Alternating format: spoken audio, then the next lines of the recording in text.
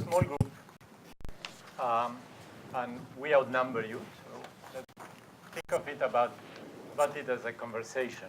Yes. So we'll start from our side, but we'll try to keep it brief so that we can make it more interactive and also more interactive among ourselves. But I would like to set the stage on the urbanization and inclusive growth, on the connection of urbanization and inclusive growth. And I would like to connect both with the panel discussion that we had in the just in the previous session, but also with some of the discussion yesterday about the demographic dividend or challenge or disaster, because all these things connect. As you will see, we will have some discussion as to how important are cities for growth. One could say, well, maybe they are not so essential.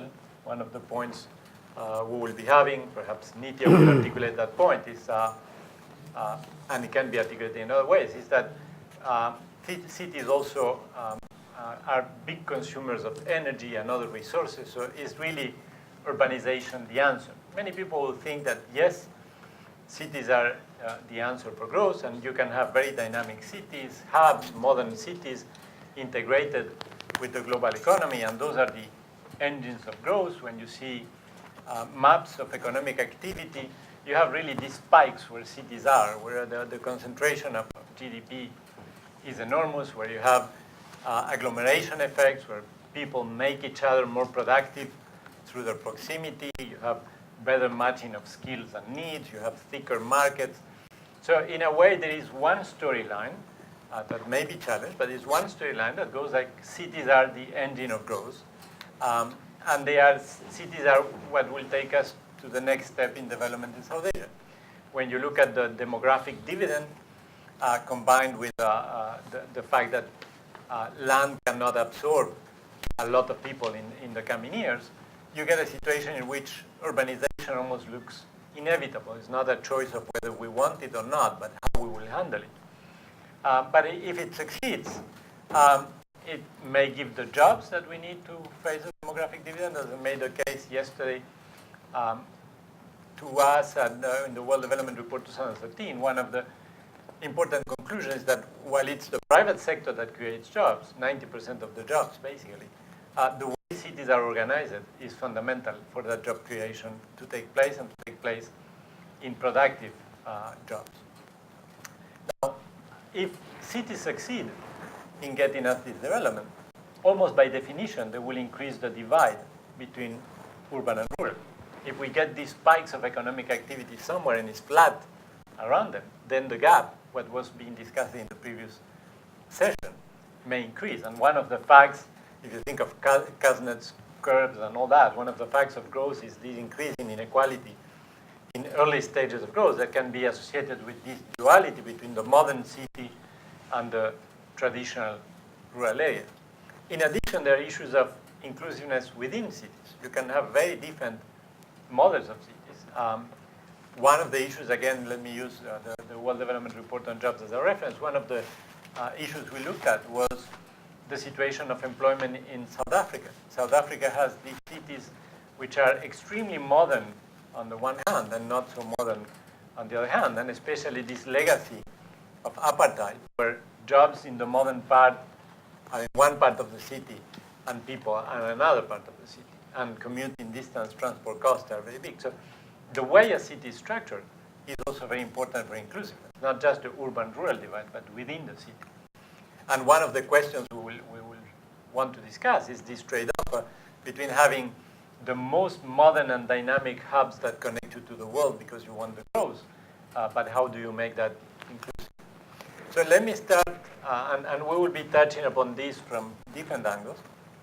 Let me start by, we have a very distinguished panel, which has one great merit, is that people come from very different angles. So we may have a discussion with not many people in the room, but many perspectives on the issue. So let me start with Nitya, who specializes on issues of trade, finance, and resources, to take perhaps a slightly contrarian view on the importance of cities for growth. Okay, thank you. As you have mentioned, cities drive economic growth in countries, And this is not a modern and recent phenomenon. It has been happening since time of Rome, as much as we know. So there is no doubt that cities are important.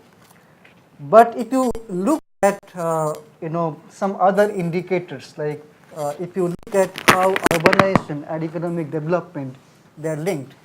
Yes, you find that at initial stage of development, faster you grow, faster urbanization happens.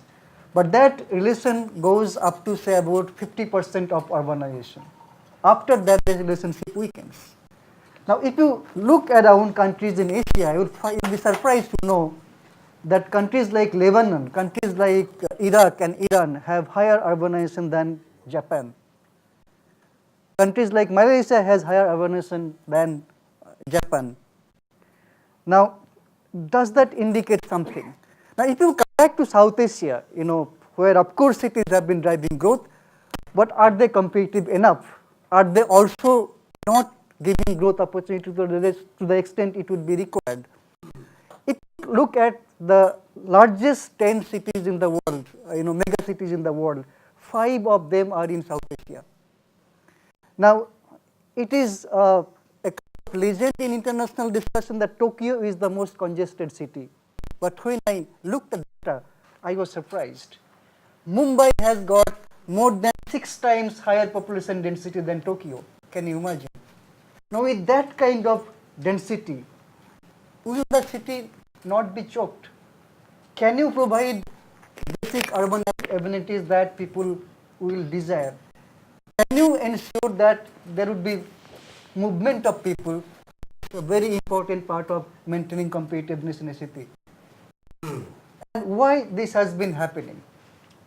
Of course, urbanization happens through different kind of measures that you take.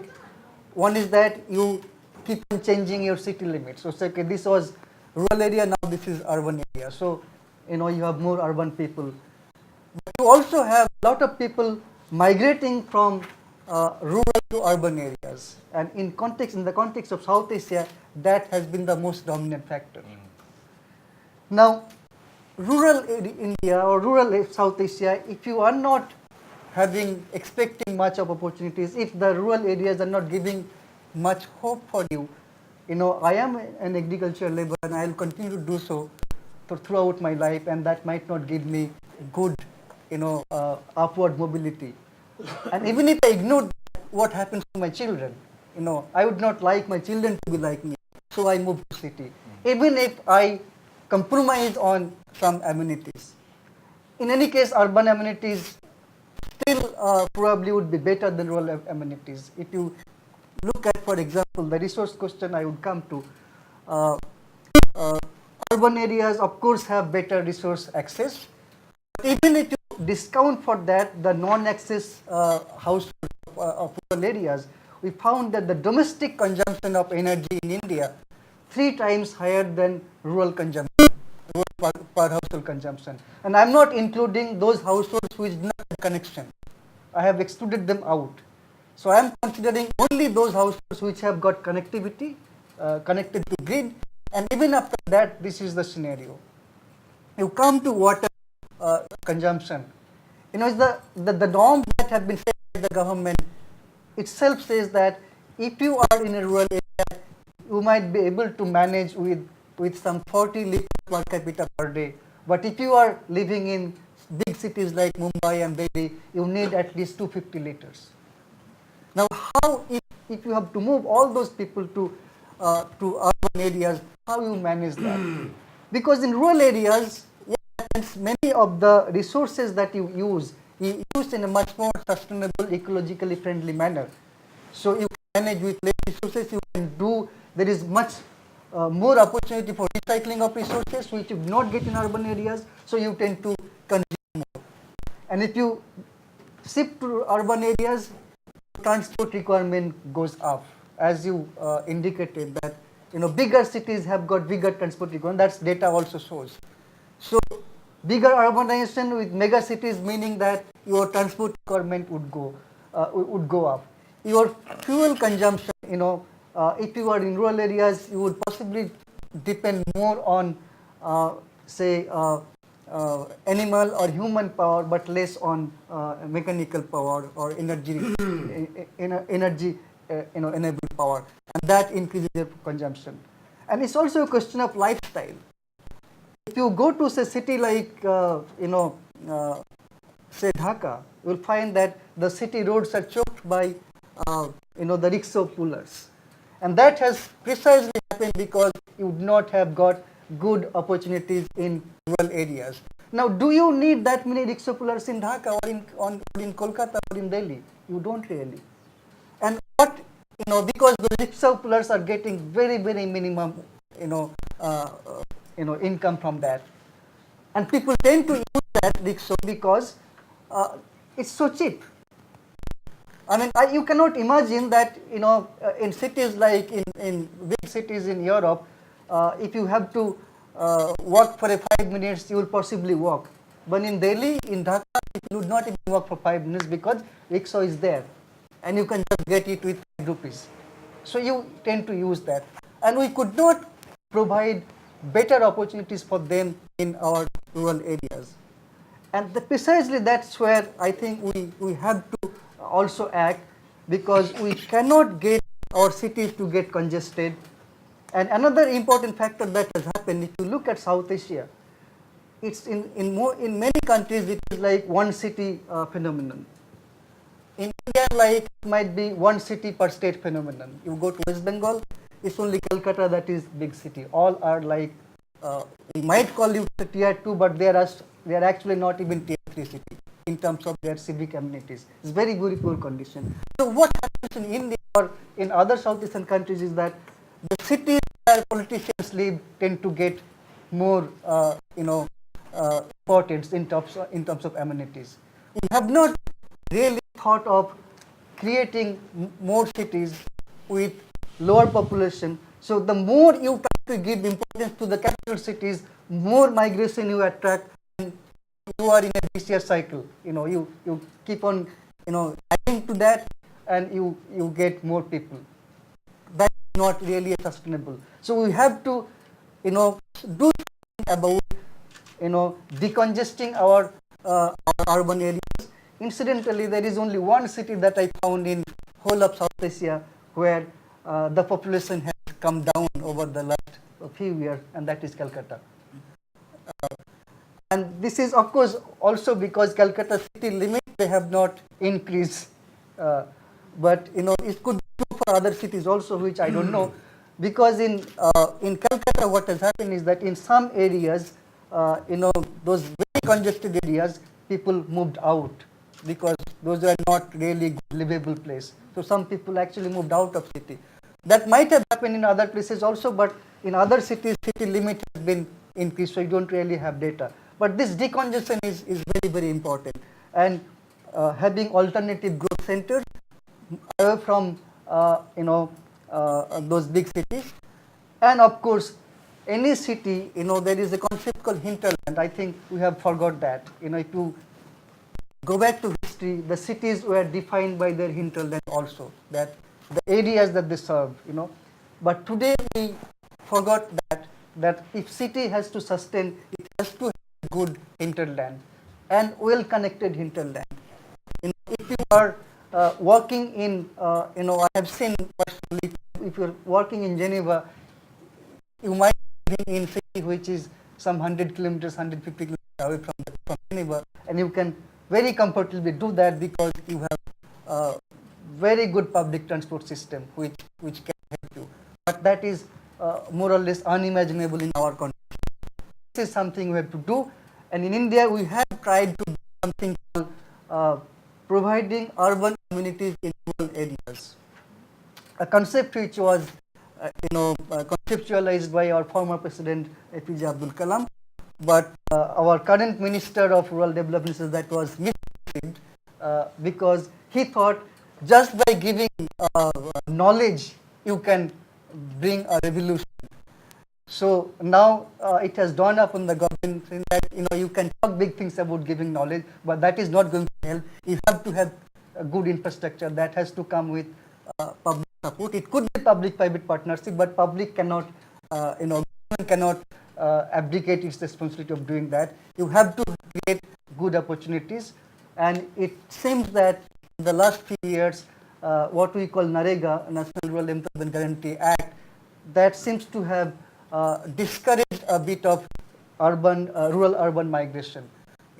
So that I think could be. I mean, it's not a perfect solution so far, but we have some indication there can be some intervention through which you can possibly not urbanize so easily. It's very difficult, but you can possibly slow down the pace of urbanization, which is very fast. It's among the fastest growing urbanization areas in the world. Though overall urbanization in South Asia is low compared to what other regions have.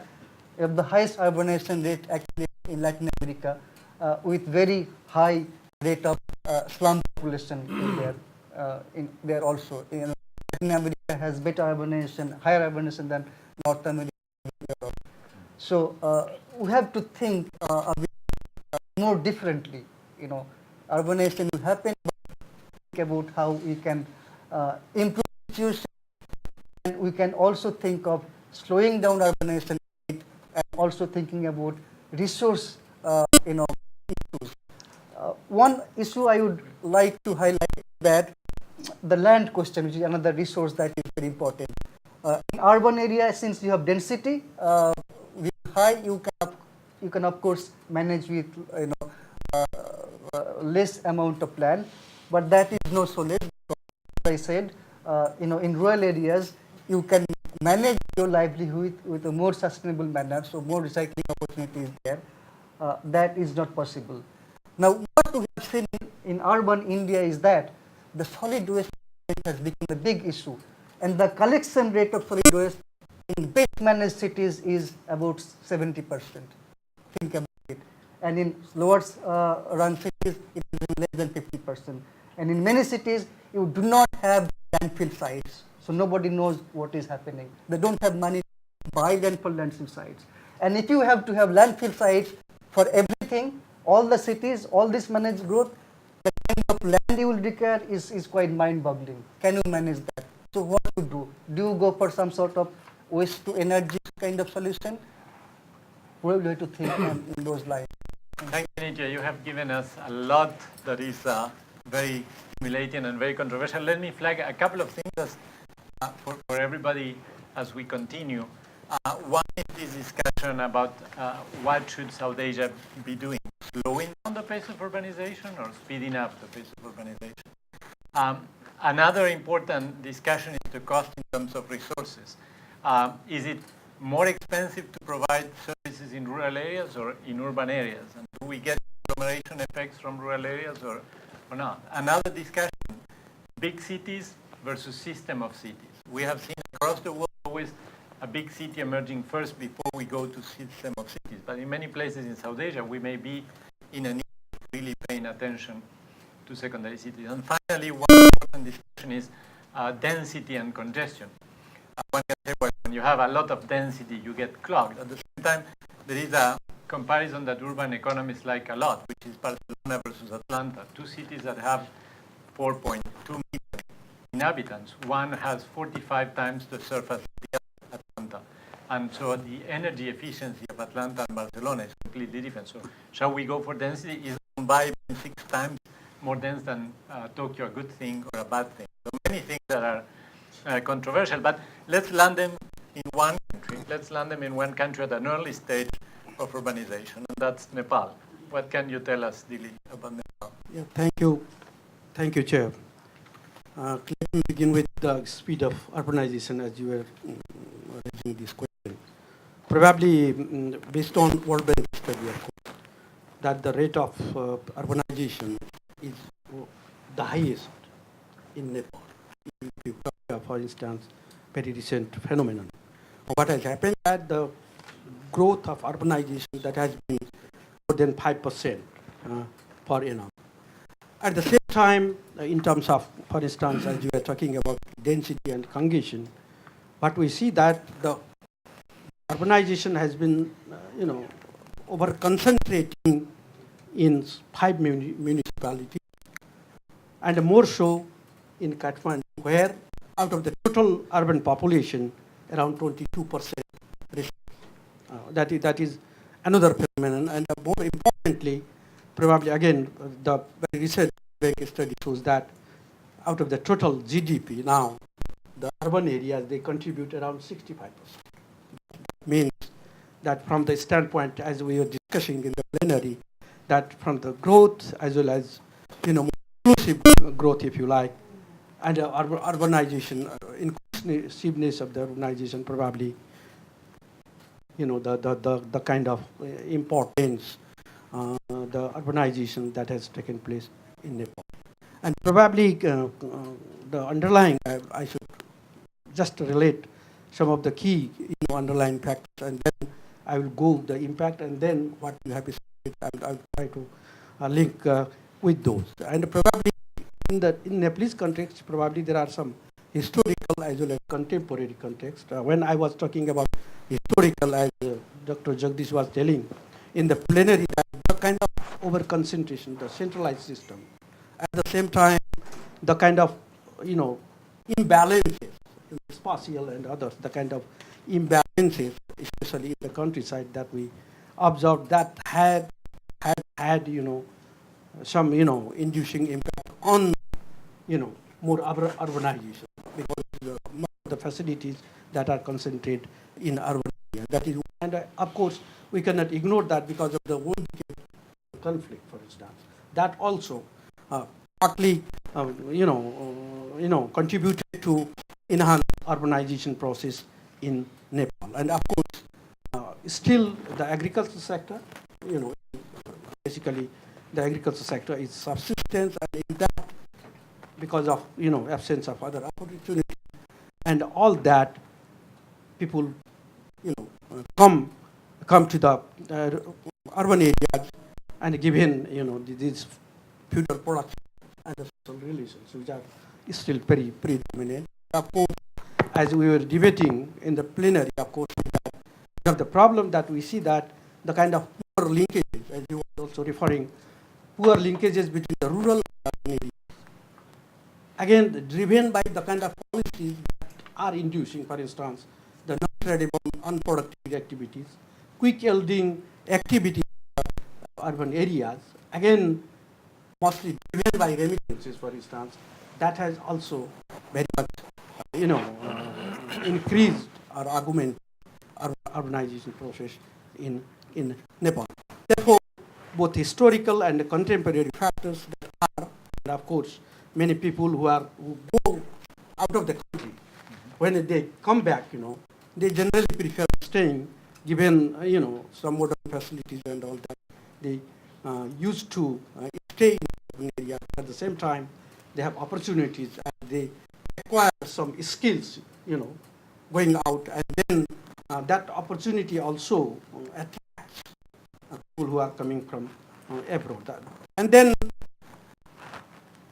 the kind of, in this context, the way the urban population that is defined, that also has some say on the size of the urban population. Here, this briefly touch upon how the urbanization, the speed of urbanization in Pakistan, that has had impact on various aspects of the of the urban economy, which is again linked to somehow.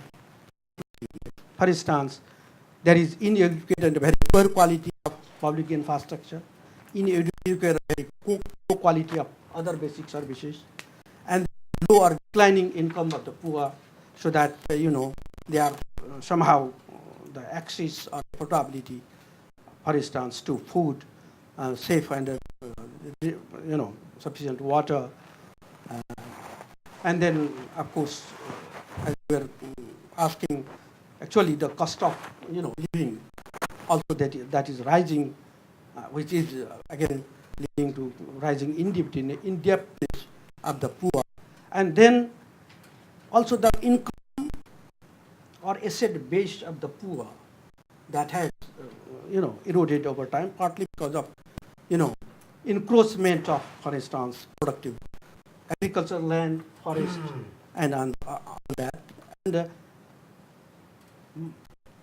more importantly, the settlement, housing, slum, that's a big problem, which is also affecting, additionally, the pollution and environment problem. And at the same time, what we see that the law, the security, public security, law enforcement, and especially protection of the poor, that has been a problem, and also, some sort of, violence, crimes, etc. that are also rising, and food security. And from economic and a social perspective, what we see that out of the total, unemployment, the youth unemployment in urban area, it is more than 50%, especially the underemployment. Underemployment of the youth in the urban areas, that is 50%. At the same time, there is intensification of informalization, which again has impact on the discrepancy between the skilled workers and in terms of wages, skilled workers and unskilled workers, and which has led to enhanced inequality, at the same time some sort of exclusiveness. And what we see, the total, the culmination, so to say, effect is seen in the poverty. People sometimes say that the urbanization of poverty. What we see, apparently, if we compare, for instance, the Nepal Living Standards Survey results of 2004 and then 2011, what we had, actually, the rural poverty is slightly reduced over time, but now that process has reversed in urban areas. For instance, in 2004, the urban poverty was 9.55%, based on, again, minimum poverty, and it has gone up to 15.46 in 2011. For in terms of inequality, unemployment, poverty intensity, having so many socio-economic ramifications, as I indicated, it has had very very challenging effect. And probably in recent years, there is some realization at the policy level. Therefore, some efforts, planning, budgetary processes are there. Now there were attempts to expand roads, especially in the urban area, entire Nepal urban area, especially that is due in case of Kathmandu. Also, some 100 days employment that was initiated, but that could not be realized because of the resolution of Constituent Assembly. But on the whole, still the major challenge is that there is no any integrated urban planning and development with some sort of long-term perspectives, in which some sort of balance between commercial, residential, and public land use could be maintained. At the same time, there is the settlement,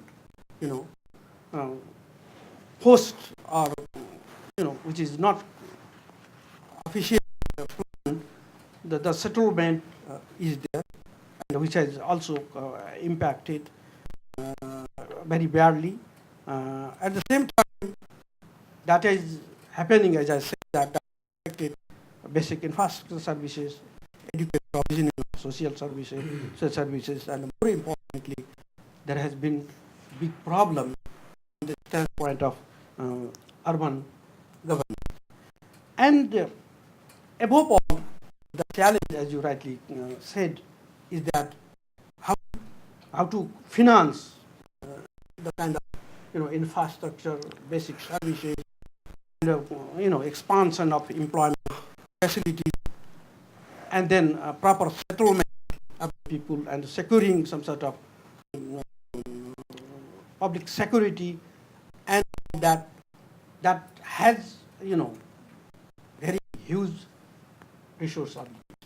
Therefore, given the scarcity of the scarce resources and also some sort of trade-off problems, the challenge is how to just I am predicting, how to expand or enhance resource mobilization in Mali.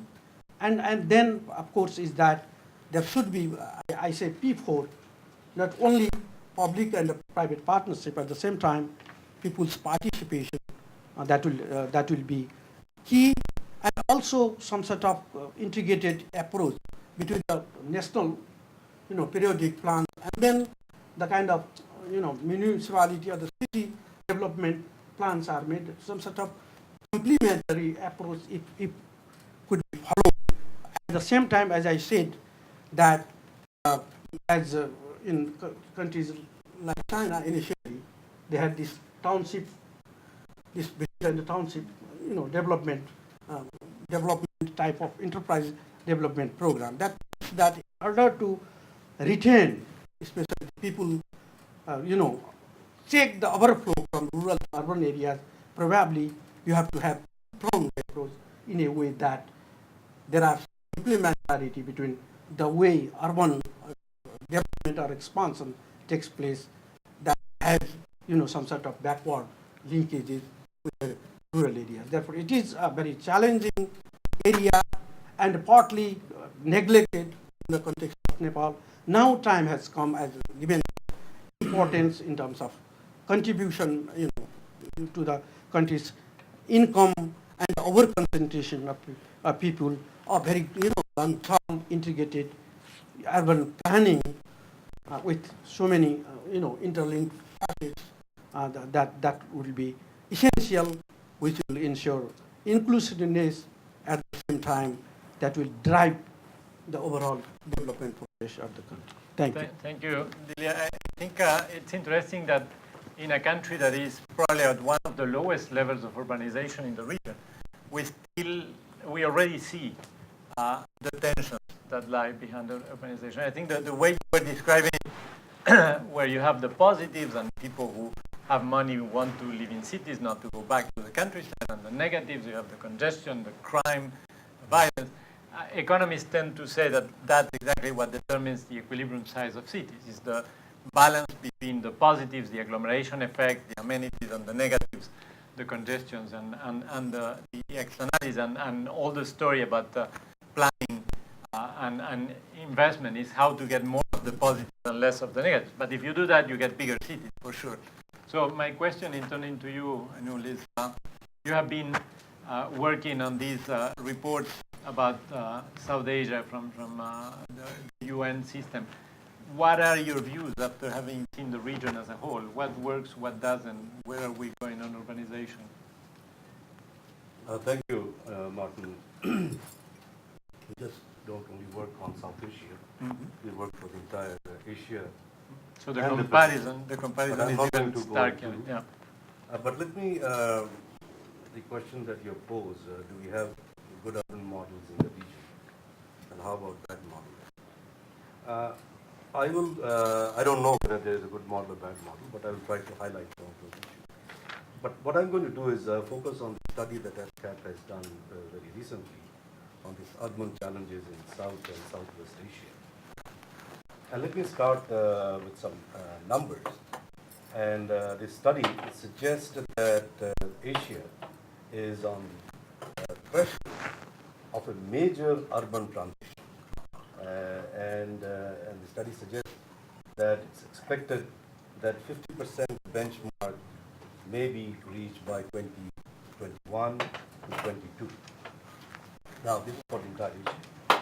For South Asia, in comparison with other Asia Pacific and Asia sub-region, it lags behind, especially in urbanization. And for South Asia, this transition may take some time, 20. So, South Asia, as compared to other cities, is lagging behind. And it is also suffering from large infrastructure deficit, which is quite common. There is also a weak and fragmented institutional and fiscal structure. And also, in South Asia, it accounts for about 40% of the poor people living below this poverty line of $2.15 per day. So, this relatively high GDP growth, which we have been observing in recent years, by several South Asian countries, it somehow did not permeate or translated into a more noticeable terms, whether it is in terms of quantity or whether it is in terms of quality, if you would like to take those two indicators, especially in terms of providing urban infrastructure services. So the growth story of South Asia as would seem to be evidence that the trickle-down effect has not worked for the urban, and this is where the growth for urban population, one can say, is not inclusive. So in this context, the key question is whether are the South Asian countries demonstrating any sign of change in their grip and understanding of the dynamics of urbanization and urban population growth. So where is the paradigm shift most noticeable, or it is because as business as usual kind of response to urbanization? I think we all know this Michael Todaro model in his very famous article where urbanization in developing nations, trends and prospects. He points out that most significant phenomenon of modern times, and one that promises to loom even larger in the future. So if you take the South Asian urban transition, it is characterized by two features. One is that increasing concentration of population in a comparatively large size cities, and number two, it's a growing number of mega cities, which has already been mentioned, Bombay and Karachi and Calcutta and Dhaka and so on. So whichever way we may look at South Asia's urbanization, it will be important to the process of world urbanization, because over the past 20 years, somewhere around 340 million people, they're expected to be added to already 486 million living in South Asian cities and towns. So it may constitute about 25% of the expected increase in the world urbanization population. So let me come to the productivity issue of South Asian cities. Now, we, as I indicated, that in recent years, economic growth has been cited as the key driver of urbanization in Asia. So the key question that often surfaces in this context of South Asia is the extent to which the high economic growth and globalization have impacted the link between urbanization and economic growth. Now, the South Asian countries, they have posted this extraordinarily large boost to the rate of economic growth. So here the question is, has it impacted the urban productivity? Now, South Asia has undergone a major shift in the composition of its GDP, especially where the share of non-primary sector has risen significantly over the past decade. Now, much of this shift, as the evidence shows, is, as people claim, that it is attributable to the cities. Now, however, urbanization rate and pattern differs across the country. They are not homogeneous, they are not same, so it differs across the countries. And while there is a link, there is a positive link, it does not display a robust, some regression has been done in the study across the Asian countries. So according to the ASCAP studies on urbanization, it points several challenges that are affecting this urban transition in this region. For instance, number one is the stagnating and even declining public sector spending levels on urban infrastructure, even when public sector is a principal provider of such infrastructure services. Number two, indifference on the part of the private sector, especially in financing urban infrastructure, on account of perceived high risk. And there are unclear guidelines and ambiguous policies towards instruments such as build-operate transfers, BOT, and the public-private partnership.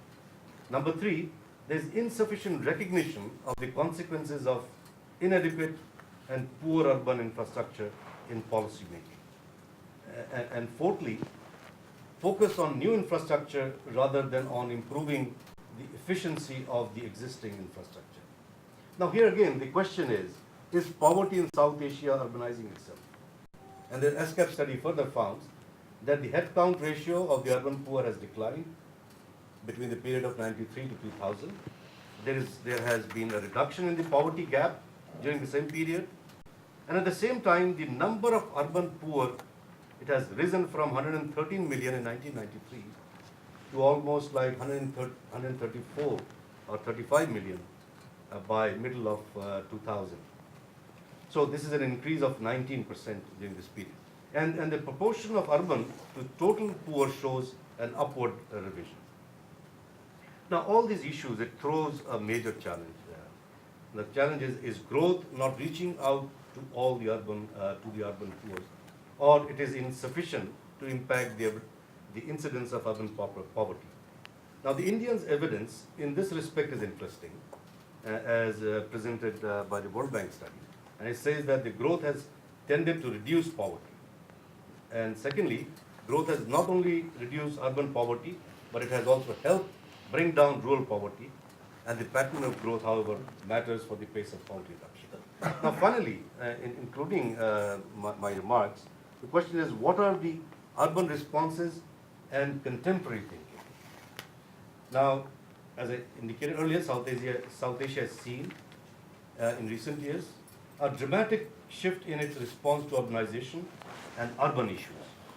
Urban historians will note that from a stage when South Asian economies viewed urban in negative terms and even designed policies to slow down urbanization and curb large cities' growth, they now appreciate the urban sector contributions to growth and poverty reduction goals and centrality of cities in the macroeconomic management. Now, most countries in the region recognize that an urban system where a section of urban population has no access to the services and shelter, which consists of people that are well below the poverty line, exposed to the risk of various kinds, and which is loaded with the economic and social costs imposed by the non-availability of infrastructure and can neither be inclusive and nor sustainable in the long term. At the same time, South Asian countries are confronted with the challenge of enhancing the productivity of cities, since they are the conduits of international trade, investment, and technological flows, and of absorbing the influx of population as structural transformation takes place. They are still at the modest stage of openness compared to other cities in Asia. Now, with the potential for future urbanization of an unprecedented scale. So this combination of global imperative and local pressure has put Asian cities at a crossroads. Thank you. Thank you very much, Aynul. And I think there is something interesting. As you said, you have the perspective from UNESCAP of cities in East Asia and cities in South Asia. And you make this statement that while urbanization has been good overall for poverty, cities have also in other ways failed the poor in South Asia. Someone caricaturing, comparing China and South Asia used to say China has had cities without slums, South Asia is going towards slums without cities. It was a bit of an exaggeration, but I think it was trying to make a point of different models of urbanization. Now, without going to this comparison East Asia, South Asia, what is clear is that whether cities can be good for the poor is not something that can be taken for granted. You cited a World Bank study on the positive effect of growth on poverty, and we have no doubt about that, but also a recent study for India, poverty assessment, found that increasingly poverty is concentrated in secondary cities, not the big cities, so nothing bad about the big cities, but secondary cities. At the same time, there were the results of the recent population census in India, and it shows that people living in slums are not very different from people living out of slums. Cell phones, all sorts of amenities tend to be the same. They are different in access to services. They are different in the sense of what kind of sanitation they have, what kind of schools they have on the public side. So let me turn to Priyanthi on the social development side, and who has worked with NGOs, perhaps to give us, to challenge us on cities and poverty in the cities, inclusiveness of cities. Okay, thank you very much, Martin. I think I'm going to come at this from a slightly different angle, partly because I'm not an economist. I'm an anthropologist, and my training is in ethnography and issues like that. But also because Sri Lanka and Colombo, in terms of the urbanization picture, I think is a little bit different. We had Dr. Kumarasamy say in the plenary that urban growth has been about 15%. I think it's a little bit more than that. But it is not very high. Though, of course, it is growing. And Colombo, for instance, doubles or triples its population during any working day, which means that there's a lot of people coming into Colombo and moving out again. So the situation in Colombo as a city is nothing like two cities we've heard about, nothing like Mumbai, for instance. I was also interested in Dr. Hasan's thing about the contemporary thinking about cities, and because that's really something I want to talk about. Today in the newspaper, very coincidentally, there is an article from, I think, Fung Global Institute or whatever, about the power of Asian cities. And there seems to be a lot of excitement about this fact that there is an agglomeration, not only because of its economic impacts, but it's also because it's supposed to bring in diversity and pluralism and competition, new ideas, innovation, etc. Also, it's supposed to, contrary to what almost Nitya said, cities are supposed, the positive part of cities is supposed to be because they create more demand for higher quality services. This is what this article says. And the other interesting thing about cities is, and I think we all recognize that, especially capital cities, it is the interface between the people and the state. Now, I'm a city person. There's absolutely no doubt about it. My Gama, my Ur is Colombo. I've lived here all my life. And I spent almost all of my working time in Colombo and in other big cities like Sydney and London.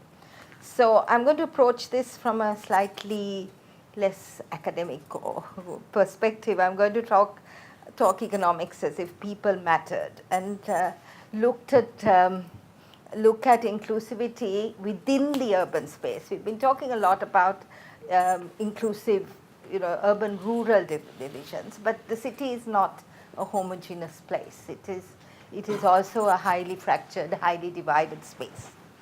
And I'm also going to talk about this in the context of urban development that is actually transforming Colombo city. Obviously, cities get transformed. And up till recently, that transformation was relatively organic. It happened because people came in, because things changed, whatever. More recently, of course, there are developments in Colombo, and I'm sure, and I don't think it's only confined to Colombo, but that's the experience I have. Colombo meaning not, I think it's not confined to just Colombo, it happens in other cities in Asia and elsewhere, which is more imposed, which comes from a planning perspective, and which I think will result perhaps, it's too early to say, but which will probably result in changing very radically the relationships that the city, within the city, and which also could become the kind of time bomb that Shekhar Shah was talking about when he was talking about young people. On the surface, Colombo is looking the best it has ever looked in since I knew it, right? And we are told that this whole transformation is making it into a world-class city. Now, why do we need a world-class city? Because a world-class city, with the way it looks, will attract investors, and we will become a preferred destination for business and tourism. And for some of us, this is brilliant. But because all of us do not experience this transformation in the same way, there are perhaps some of us that might be actually excluded from this transformation. And that's really what I want to say a little bit about. 50% of Colombo's population actually lives in underserved settlements. This is Sri Lankan way of saying slums, right? Our euphemism. You don't actually recognize this when you walk around Colombo, because, or even when you fly in, because there isn't a sort of urban drift like there in other places. It's just these slums have been there for a very long time. They have been established underserved settlements. And some of them have permanent or semi-permanent housing, but they're on land which either belongs to the state or which is privately owned. Urban poverty is estimated at about 6.6%. That is with our poverty line, not the dollar equivalent. But the actual numbers of poor people in Colombo are high, because if you say 6.6% of Colombo's population, you're talking about a large number of people, so it's much larger than, say, the number of poor people in a rural district. And we have reason to believe from the work I do at the Center for, my colleagues do at the Center for Poverty Analysis, that actually the estimation of poverty in Colombo could be underestimated, because the whole issue of costs of non-food items particularly. But the people who live in these innumerable services, in these slums or in these underserved settlements, provide innumerable services to the city. You will see them, if you walk around, employed by the company that has the contract to clean the city. So they're walking around in orange jackets, cleaning the city so well that there is not a leaf by about 8 o'clock in the morning on the pavements. We also go to them when we want a key cart, when we want our bicycles repaired. They work in our homes. They do all sorts of things. They work in the eating houses. They wash our clothes. They drive the three-wheelers. They sell fish and vegetables and lottery tickets, from going door to door sometimes. They are actually this rather vilified informal sector. And I don't know anything about their productivity to say anything about how you calculate that. But what I can say is that they form an integral part of the services provided to the population of Colombo. And I think that is really important. But how are they perceived in this new transformation, in this becoming a world-class city? And as far as is observable at the moment, this urban transformation is doing many things. Firstly, it is going to displace about 70,000 families in these underserved settlements. No evidence that any of the national involuntary resettlement plans or anything is actually going to be applied to these people, or even some of the World Bank safeguards, dare I say.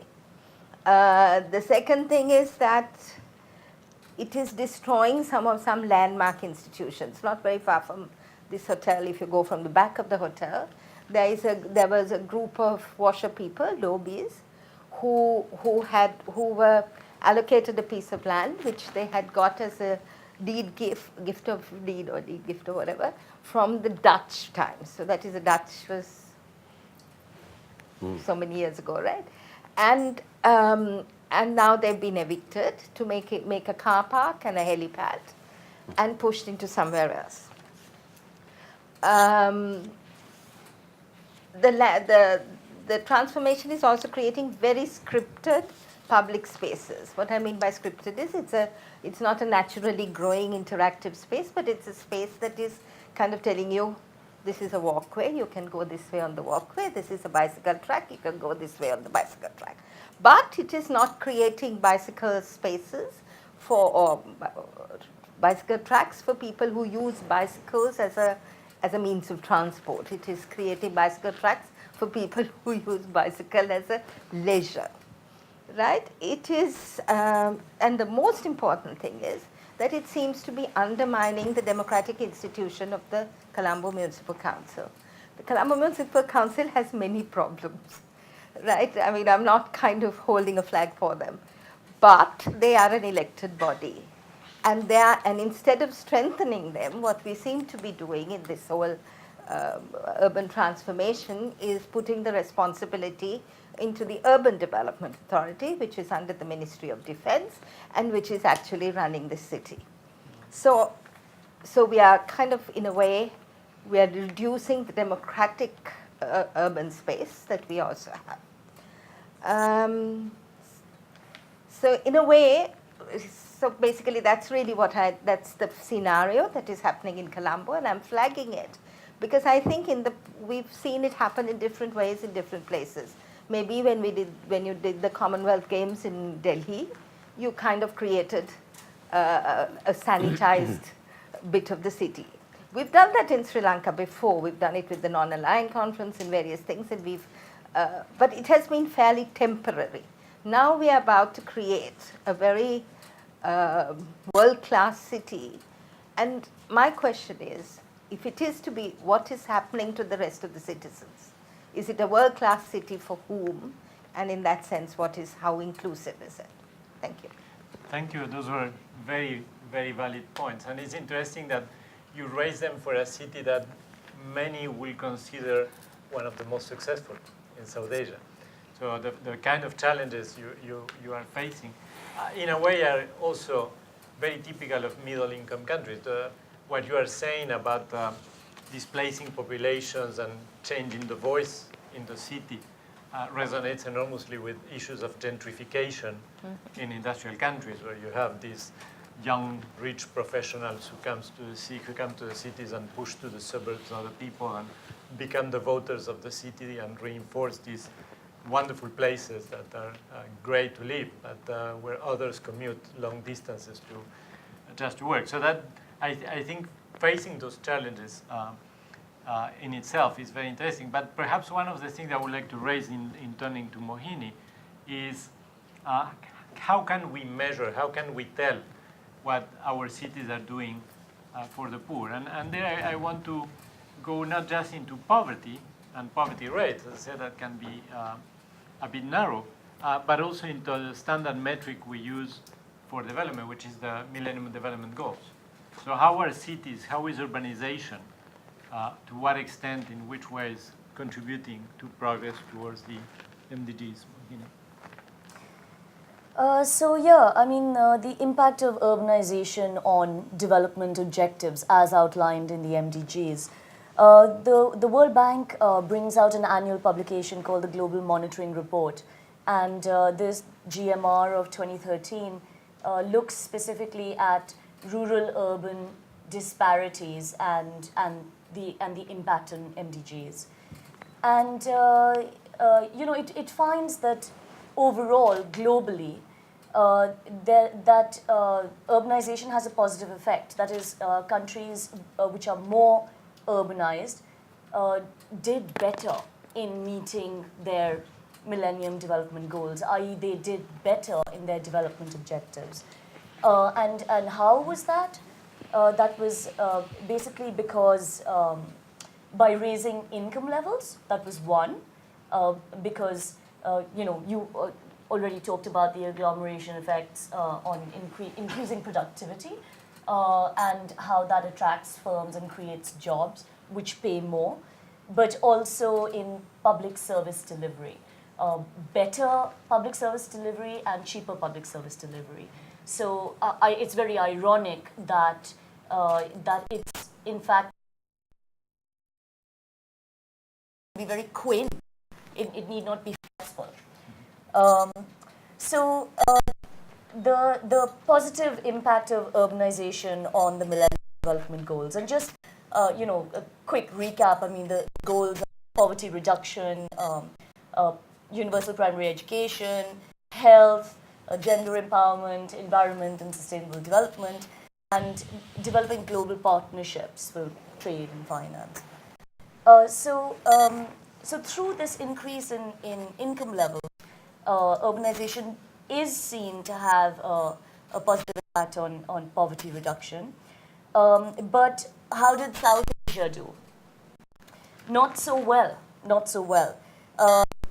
It was the second lowest region in the world after sub-Saharan Africa in reducing both rural and urban poverty. Starting out in 1990, there was 50% of the people who lived in rural areas were poor, as classified by living below $1.25 versus 40% in urban areas. That changed in 2008 to only 38% in rural areas and about 30% in urban areas. Now compare that to somewhere like East Asia, where 24% of people living in urban areas in 1990 were classified as poor, and in 2008 that was 4%, only 4% in East Asia, whereas in our region it's 30% of people that live in urban areas are poor. So it reduces poverty, also through increasing income level.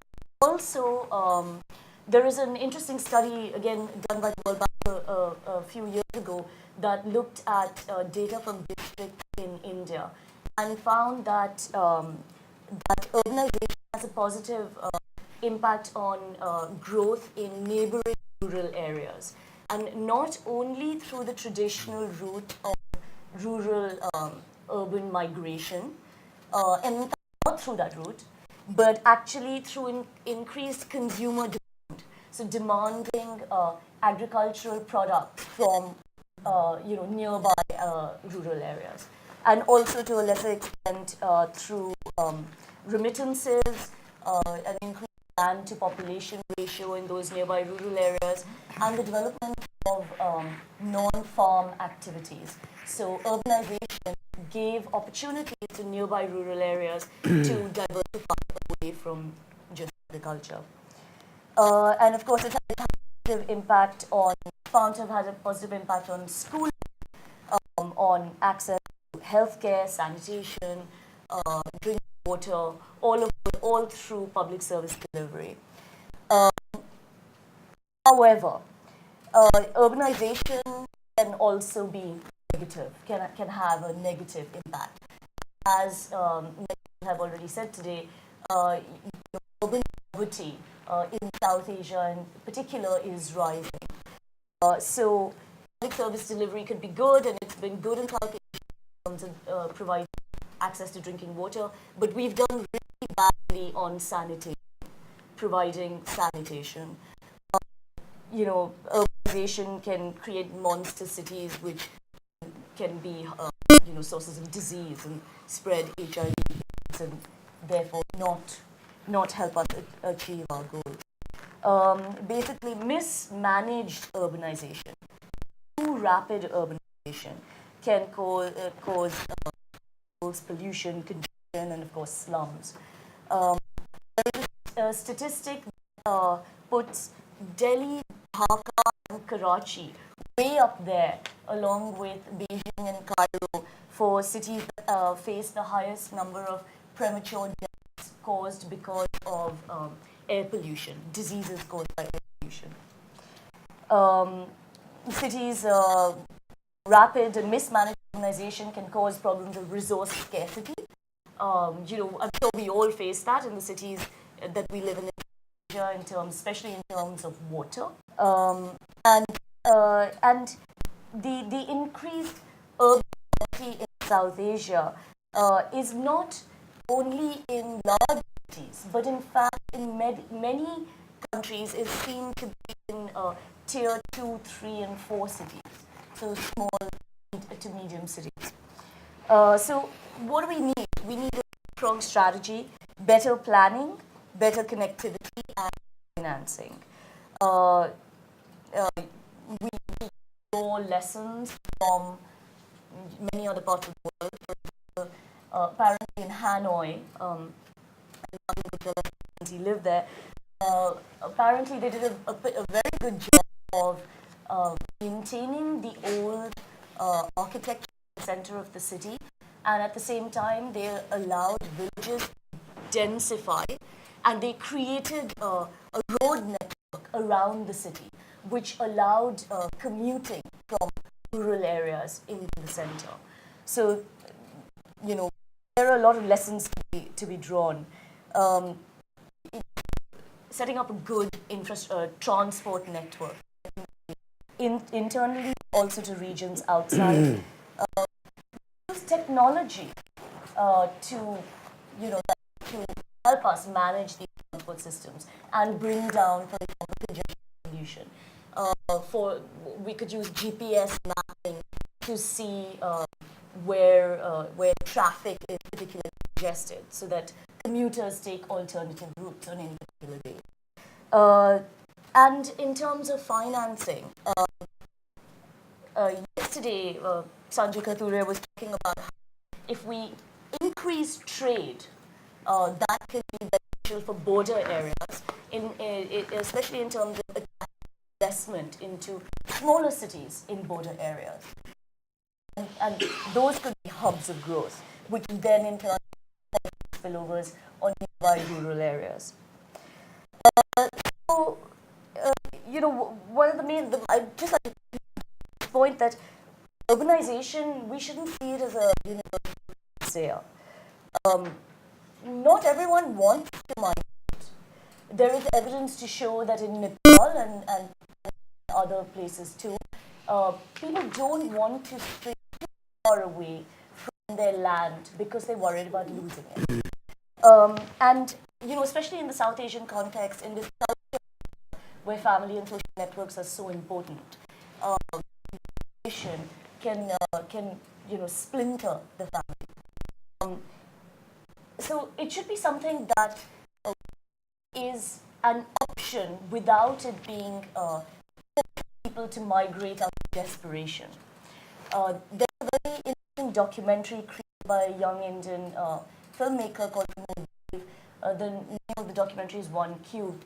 And he talks about how in a particular city in South India, there are firms that are trying to attract women from rural areas into the textile industry.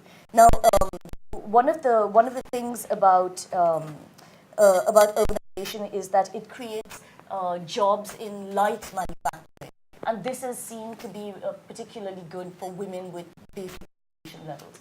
But what this documentary shows us is that women come to these areas, they live in hostels, and they have a deal where they work for 2 or 3 years and save enough for their dowry, and then it's called Sumangali or something, and then they go back to their and get married. But in fact, that doesn't end up happening. They end up staying for much longer. They work many hours, they're exploited, and by that time they seem to be past the marriageable age. So there's a lot of it. So what you are giving us is a view of successes when you look at the entities very clearly, but then nuances when you start watching closely, and also very interestingly, this distinction of South Asia doing as well as other regions. So in turning you to wrap up the panel side before we debate, we have had several very interesting points made. And the question is how we manage all those points. One is urbanization is falling on us. It will happen at big speed. Should something be done to slow it down, from township enterprises to other solutions? Is that the goal, or is it making everything maintain its speed and reap the gains that come from it? There are choices inside the cities. Should villages be able to stay, as was the case in Hanoi, which had an urbanization policy villages and their communities into broader cities, or should they be moved away because land is very valuable and we could build in higher density? How we provide services to all of these, how much needs to be mobilized in infrastructure. There was a study about a couple of years ago by McKinsey on cities in India, showing that cities in India were investing something like $16 per person per year in urban infrastructure. Cities in China were investing $107 per person per year in infrastructure. Where will comparable resources come from? So I know it's a tall order, but can you shed some light? Yes. Thank you, Martin. I think we had a very useful discussion on this topic by all the panelists here. What I would like to begin with is determines the pace of urbanization. number one, and the distinction between unplanned urbanization versus planned urbanization. And when we answered, I answered the first question, that what determines the level of urbanization, the pace of urbanization, it leads to the patterns of economic growth which the country has been observing. Since the last 2 days, we have been debating economic growth, whether it is service-led growth or commodities producing sector-led growth. The general agreement here is that in South Asia, growth has originated primarily from the services sector.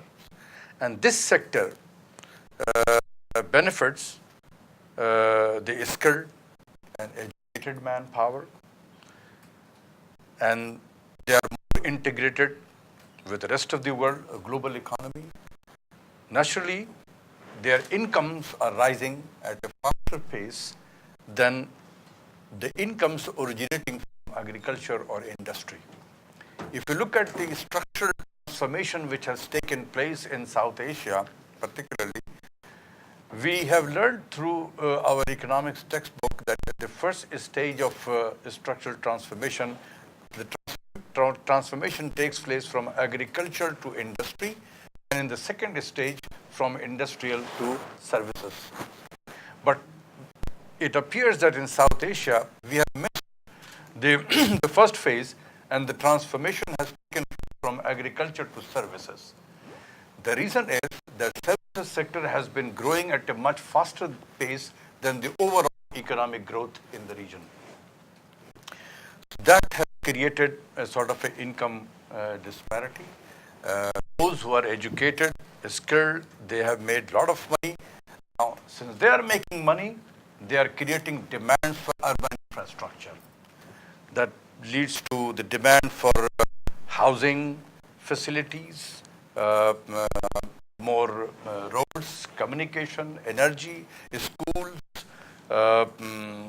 transport, hospital, dispensaries, all kinds of demands are increasing in urban areas, and which is creating difficulties for the government.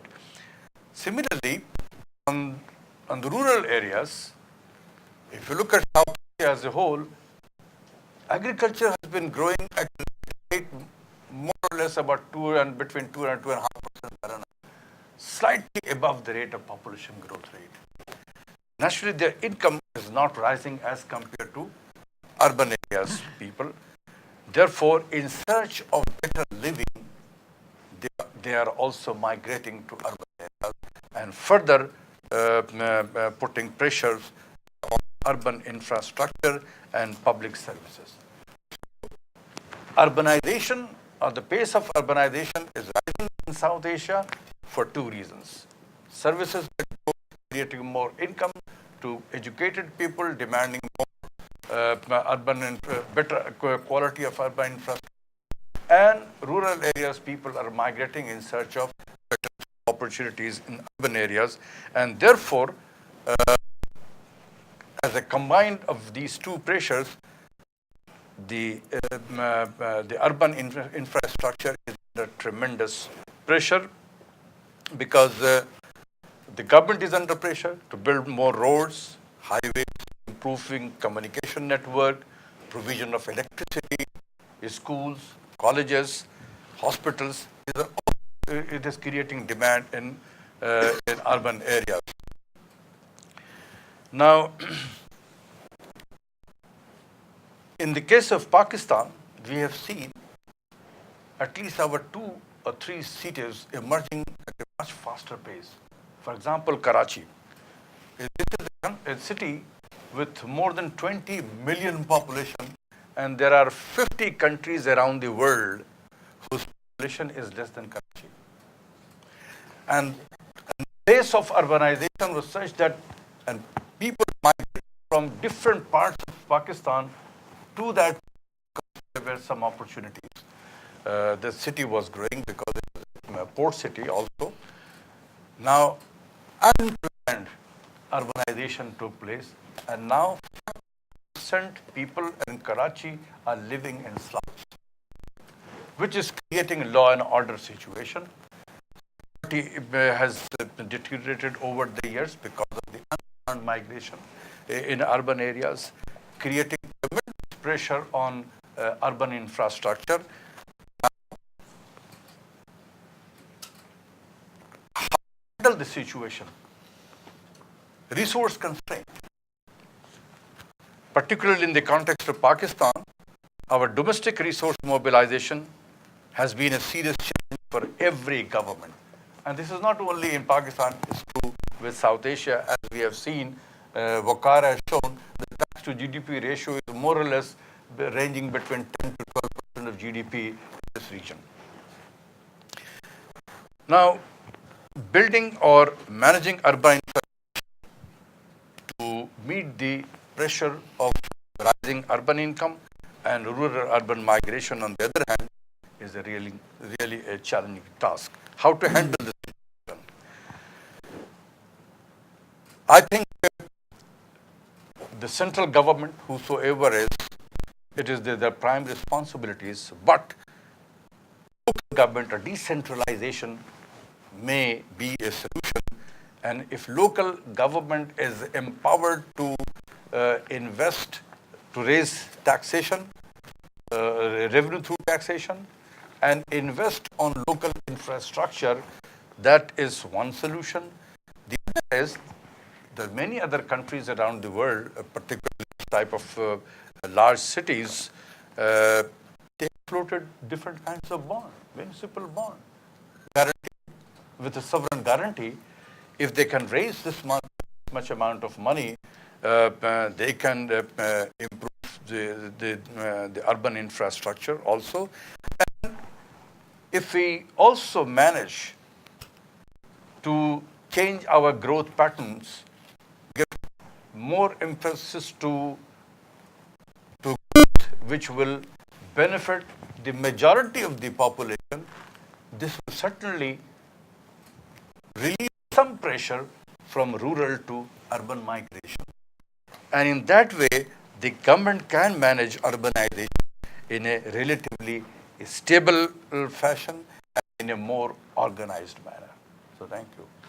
Thank you, Martin. You end up with really some of the biggest challenges on the final side.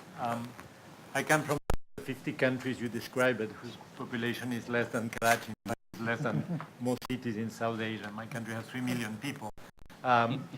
In a region in Latin America where municipal or national finance was a very tricky issue.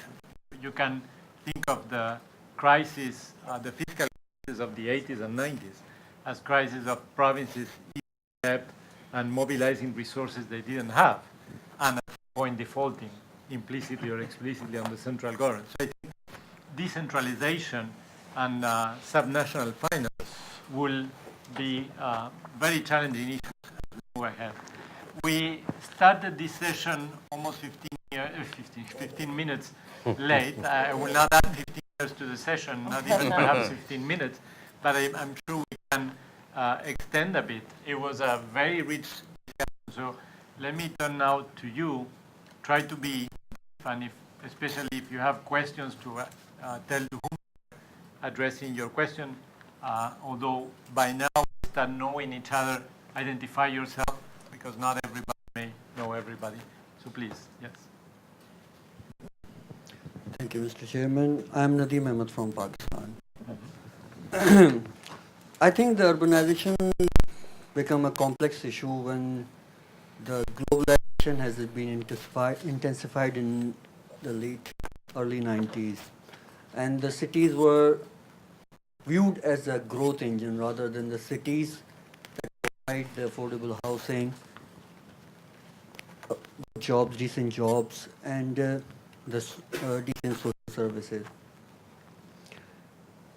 I would agree with Dr. Ashfaq. When I grown up in Karachi, when there was a tremendous space for everything.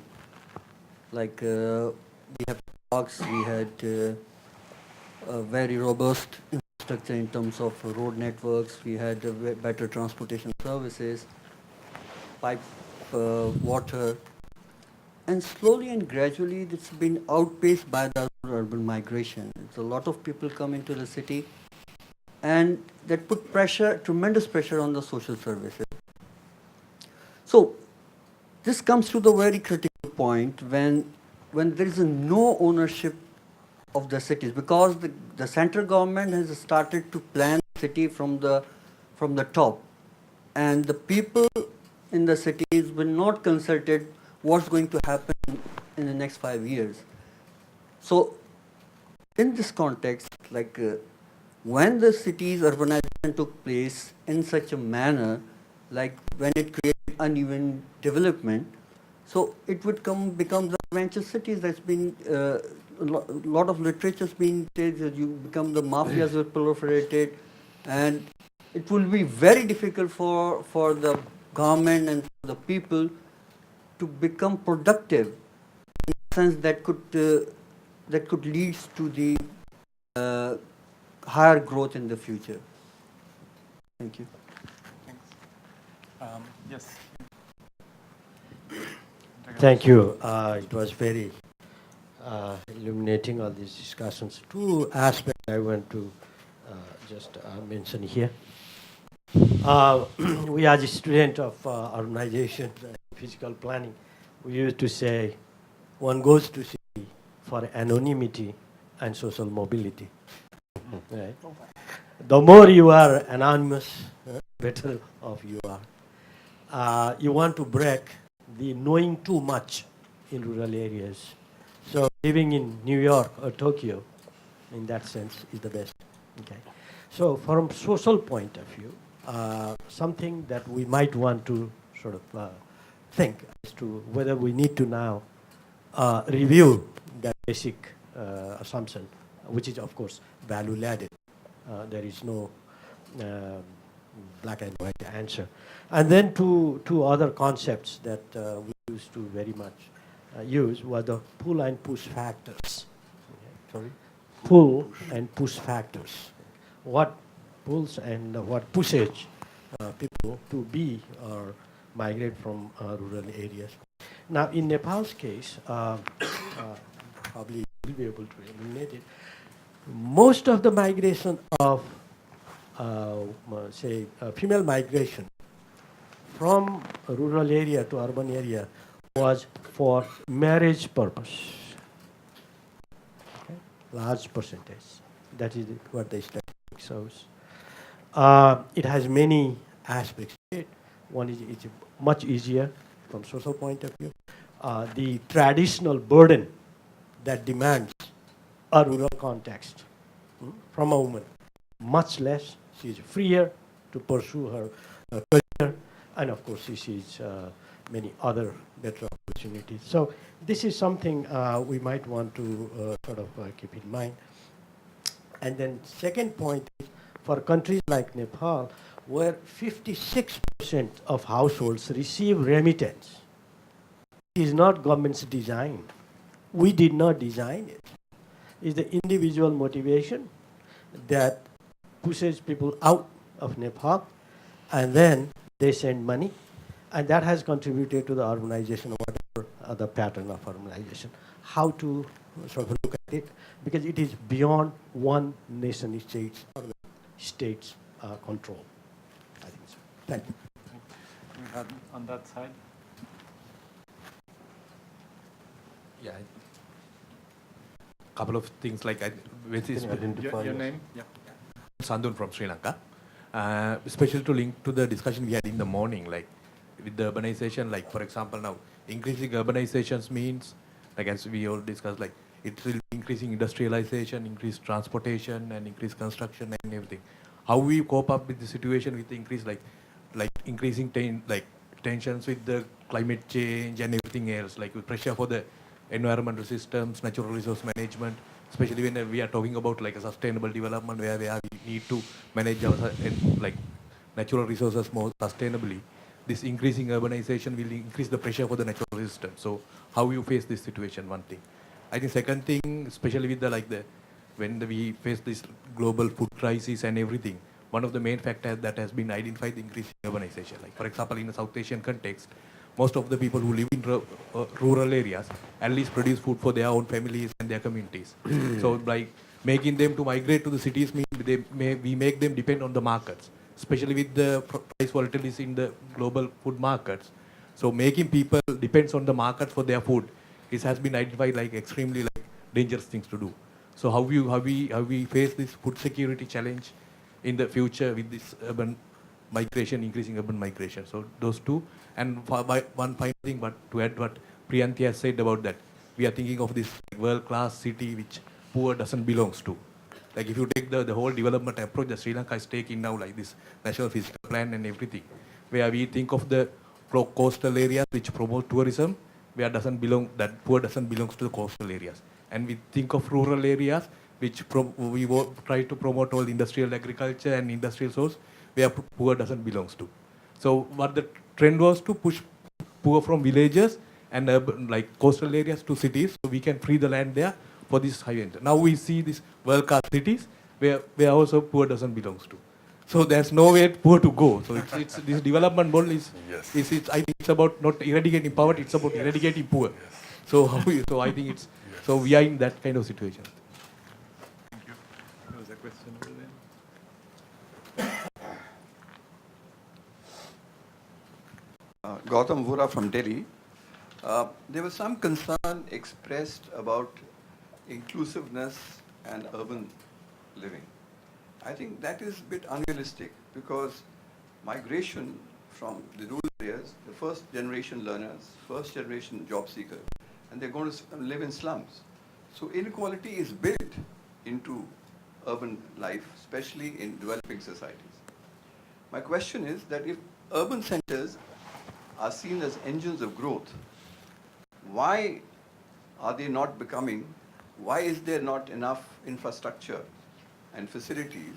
Is it lack of planning or is it lack of resources?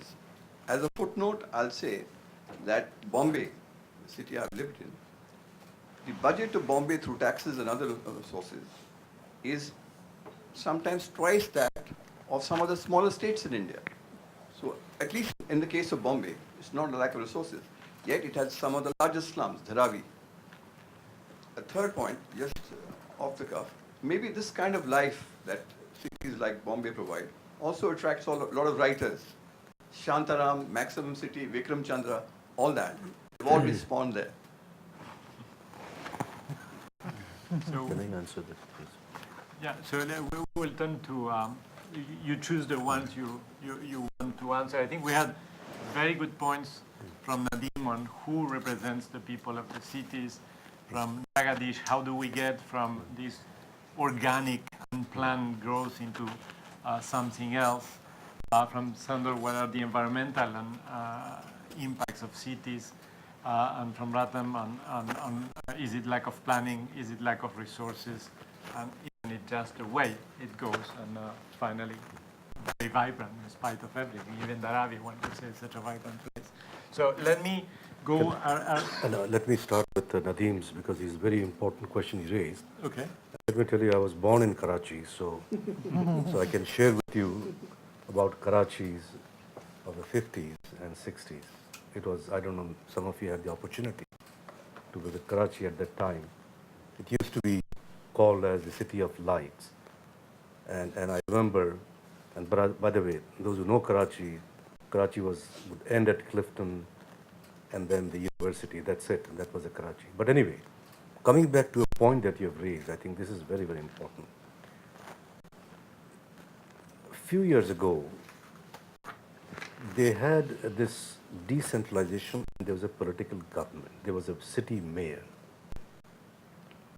Mr. Kamal. I think he has done a very excellent job. And after visiting Karachi after a few years, I saw that the shape of Karachi had changed. So he made those changes because there was a leadership, it was decentralized, the city was run by some system. But recent years, because there was, I think the political parties didn't have the agreement, and I don't know whether there was a mayor or not at the moment, there is no mayor. So question is, if there is no leadership, who's going? So the city belongs to whom we don't know. Now this city, Karachi, I think you talk about the urbanization has helped or not. This city generates 70% of the revenue of the country. It accommodates almost like how many millions of people that we have mentioned, 20 million. So it has contributed to the welfare of a lot of people of the country. Now coming back to the final point, this is where I think we have to pay attention, the crime issue. You talked about the complexity, I would call it as a crime. It is not just terrorism, it is also the crime. Because of the political interference and because of the corruption involved, it has become the most lucrative business in terms of land grabbing, in terms of getting money from the people and so on. Now, until and unless you would address these important issues, and I'm sure it may not be same for other cities in South Asia, but there may be some similarities to other cities. So until and unless these two issues are addressed, and address it very seriously, and as soon as possible, the city of Karachi will have, at least the city that I was born, will have very bleak future. And I hope that it doesn't turn into that situation. Thank you, Chair. Coming back to your question, I think your question was that is it because of lack of planning or lack of resources? I think in terms of Karachi, it is both lack of planning and lack of resources, and particularly lack of ownership. And that is why I had emphasized the existence of local government. People or local governments, local mayor elected by the people, so there will be an ownership. And what Aynul has pointed out, yes, during that period, we see a lot of development in Karachi. That local government system is gone. It is the it is the government which runs the provinces. Doesn't belong to Karachi, which is the single largest city of Pakistan. So there is no ownership. So lack of planning, lack of resources, and lack of ownership has affected the city. But as far as your contribution to this urbanization is concerned, naturally when city expands because of rising income within the city and from rural to urban migration, it expands, and we have seen in Karachi many housing societies have come up, and the city has a spread, I don't know, 30, 40 miles away, which I also lived in that city, and it was not a very large city, but today it has become a city which I haven't, when I traveled this, I even don't remember these areas where I could imagine that people will be living there, and there is a huge apartment complex which has emerged. Now, this has created jobs. And those people who migrated from rural to urban area got these jobs in construction business. And the construction industry is mother of industry. It creates jobs, and it not only jobs, but also it runs about 30 to 35 industries, which moves along the construction industry. So it has contributed significantly, this urbanization, in the growth and development of overall economic development of the country. It has contributed to the growth, it has contributed to the revenue, but because the city grew in an unplanned fashion, without ownership, lack of resources, and lack of governance, that is why this has created difficulties. Anyone else in the panel who wants to pick up on this? Dilli? Yes. Who was?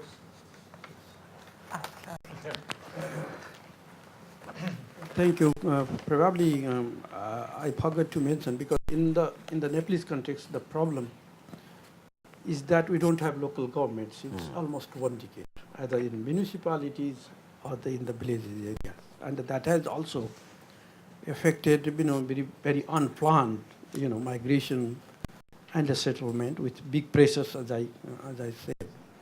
And probably based on Nepal's own experience is that you should have small towns probably that will retain or control too much pressure in few cities.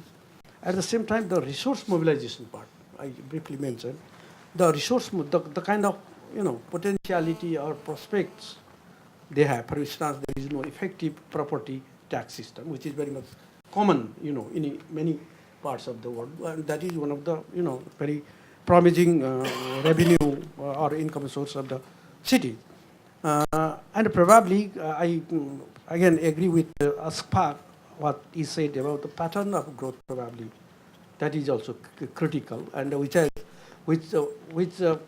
rather says that there should be some sort of paradigm shift. The way, whole concentration, resource inflows in urban areas, and the kind of, disparities that is augmenting with so many social, ramifications. In order to check that, probably time has come to, to have some, paradigm shift so that there is balance between production and the services sector, so that could be very much checked. At the same time, growth could be more inclusive and sustainable. Thank you. Yeah, just very quickly, I think probably to answer that inclusivity question, when I was talking about inclusivity, I did not mean in a way equality. The people will come into the slums, the structure, the social structure of a city. I think to imagine that it will be equal is like utopia, yeah.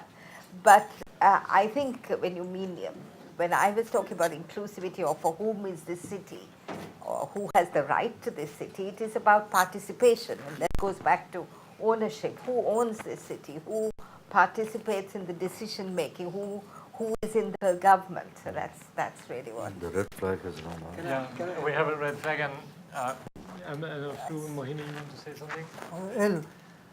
Martin said something by slip of tongue. I think he was very right. We started discussion 15 years late. So that says that, what we plan for the cities. We actually did not plan. And we did not plan it grown organically, and then retrofitting this infrastructure becomes very, very cumbersome, difficult. Issues of population, encroachment, and you need more money to do it. And by the way, if you go to India, I don't know about other countries, the cities, the urban local bodies, they have enough legal mandate to collect taxes, but they refuse to do it because of they do not want to be unpopular with the voters. So I think that shows something. Possibly the model is that central government collects taxes and then give it to local bodies to do that. But you said something, very interesting about Karachi contributing more than half. But I think 70%. 70%. But looking at that way could be dangerous. In Mumbai, there has been claimed that Mumbai generates more than 50% of Indian income taxes. So why other parts of India get share of it and Mumbai doesn't? No, I'm not saying that share. But if there's a problem in Karachi, it will have impact for the entire. No. But what I'm saying is that it's very dangerous way of looking at it, because the corporate headquarters of several companies are located in Mumbai. They're not generating all their income from Mumbai only. They're generating from all over the country. Now, if Mumbai starts claiming that this money is ours, then other states would say that I don't allow you to do business in my state. Let me try to wrap up here. We're 15 minutes late. I think this was a very, very rich discussion. I just want to make two quick points in finishing. One is that the problems of urbanization are not new. Go back in your economic readings to Friedrich Engels and the condition of the working class in England. That's a book about problems of urbanization. It didn't prevent London from becoming a wonderful city, but it was a very tough transition. Look at the robber barons of the US in the 1920s and 1930s. These were all corrupt people in infrastructure, trying to make gains of land appropriation. It took 2 decades of the progressive movement to control that kind of corruption. But I think some of the issues that were discussed here are very fundamental.